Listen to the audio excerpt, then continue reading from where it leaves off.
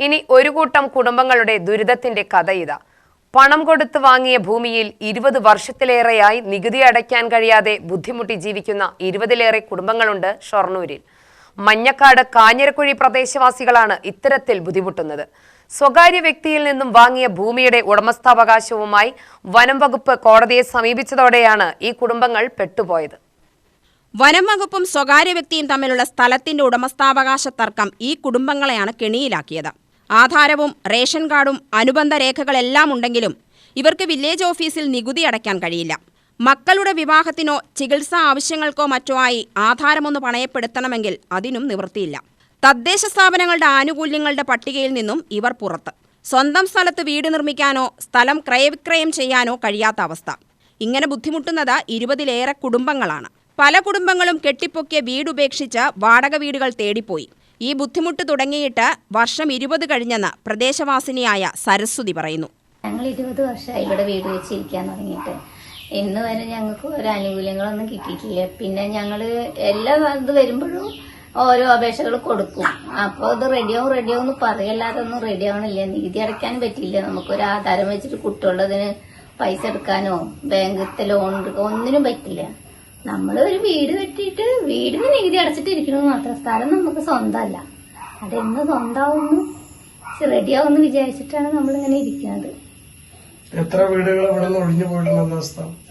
വീടുകൾ ഒഴിഞ്ഞു പോയിട്ടൊന്നുമില്ല. വീട്ടുകാര് 2-3 വീട്ടുകാര്, അല്ല ഒരു വീട്ടുകാരില്ല, 2 വീട്ടുകാര് ഒഴിഞ്ഞു പോയിട്ടുണ്ട്. ഞങ്ങൾ കാശ് കൊടുത്ത് വാങ്ങിയത്. ആധാരം എല്ലാം ഉണ്ട്. നികുതി അടയ്ക്കാൻ നമുക്ക് ആ ഒരു ഇത് മാത്രം പറ്റിയിട്ടില്ല. അതല്ല മെയിനായിട്ട് വേണ്ടത്. വീട്ടിന് നികുതി കെട്ടുണ്ട്. സ്ഥലത്തിന്റെ ദൂരെ കെട്ടാൻ പറ്റിയ നമുക്കൊരു ആധാരം വെക്കാനോ ഒന്നിനും കഴിയില്ല. അതുകൊണ്ടൊരു ഉപകാരമില്ല. ആധാരം നമ്മളുടെ കയ്യിൽ ഇങ്ങനെ വെക്കാം.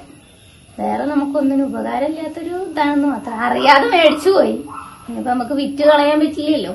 വിൽക്കാനും പറ്റില്ല, ഒരാൾക്ക് കൊടുക്കാനും പറ്റില്ല. പിന്നെ നമ്മൾ കഷ്ടപ്പെട്ടുണ്ടാക്കിയ വീടല്ലേ. ആ ഒരു ലെവലിൽ നമ്മൾ ഇരുന്ന് പോണു.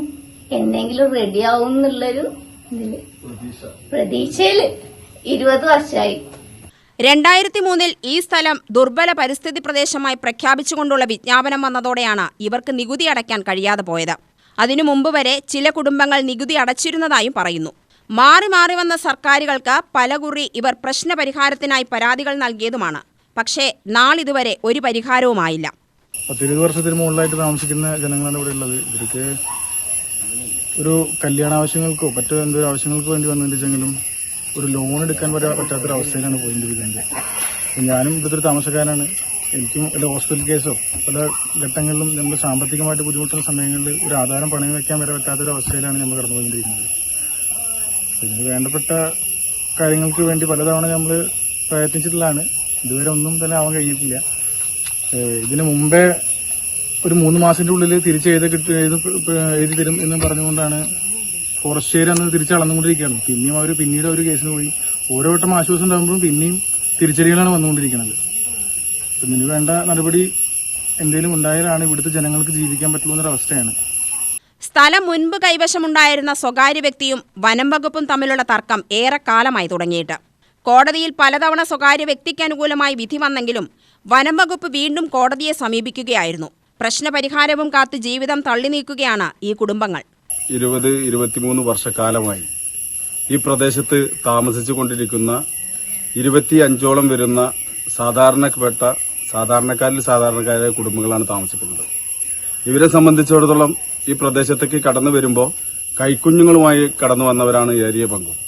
എന്നാൽ അവരുടെ വിവാഹപ്രായം, അതുപോലെ തന്നെ പഠനം, മറ്റ് ജോലി സംബന്ധമായ വിദേശങ്ങളിലേക്ക് ആവശ്യമായി പോകാനുള്ള സാഹചര്യങ്ങൾ ഒന്നിനും തന്നെ ഈ പ്രദേശത്ത് അവർ പണം മുടക്കി അവർ സ്വന്തമാക്കിയ അവരുടെ സ്ഥലത്ത് നിന്ന് ഒരു ആനുകൂല്യം ലഭിക്കാത്ത ഒരു സാഹചര്യമാണ്. 2000-2003 വരെ നികുതി അടച്ച ആളുകൾ ഇവിടെ ഉണ്ട്.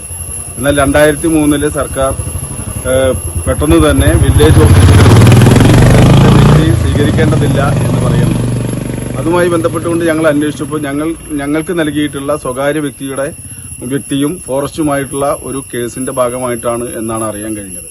അത് ഫോറസ്റ്റ് സ്വകാര്യ വ്യക്തിയും തമ്മിലുള്ള തർക്കം വളരെ കാലം മുമ്പ് തന്നെ ഉണ്ടായിരുന്നു. എന്നാൽ ഈ ഒരു ഘട്ടത്തിൽ കീഴ്ക്കോടതികളൊക്കെ തന്നെ 2 കോടതികളും സ്വകാര്യ വ്യക്തിക്ക് അനുകൂലമായി വിധി വന്ന സമയത്താണ് ഈ പ്രദേശത്തെ സാധാരണക്കാരായ ആളുകൾ ഈ വീട് വാങ്ങുന്നതും ആധാരമാക്കുന്നതും. എന്നാൽ തുടർന്നിങ്ങോട്ട് ഞങ്ങൾ നടത്തിയ പല വിധത്തിലുള്ള ഒരു സമരങ്ങളും പോരാട്ടങ്ങളൊക്കെ തന്നെ ഉണ്ട്. പല ഓഫീസുകളിലും ഞങ്ങൾ അപേക്ഷ കൊടുത്തു. അതിന്റെ ഭാഗമായി ഞങ്ങൾ വനം വകുപ്പ് മന്ത്രിക്ക് ബഹുമാന്യനായ MLA മമ്മിക്കുട്ടി നേരിട്ട് ഇടപെട്ടുകൊണ്ട് നൽകിയ നിവേദനത്തിന്റെ ഭാഗമായി ജോയിന്റ് വെരിഫിക്കേഷൻ നടത്തുകയും ഇപ്പോൾ അത് EFL ട്രിബ്യൂണലിലാണ് നിൽക്കുന്നത് എന്നതാണ് അറിയാൻ കഴിഞ്ഞത്. അപ്പോൾ എത്രയും പെട്ടെന്ന് ഈ പ്രദേശത്തെ ജനങ്ങൾക്ക് അവരുടെ മനുഷ്യ അവകാശം നേടിയെടുക്കുന്നതിന് വേണ്ടിയുള്ള ഒരു ഇടപെടൽ നടത്തണം. UTV news, Palakkad.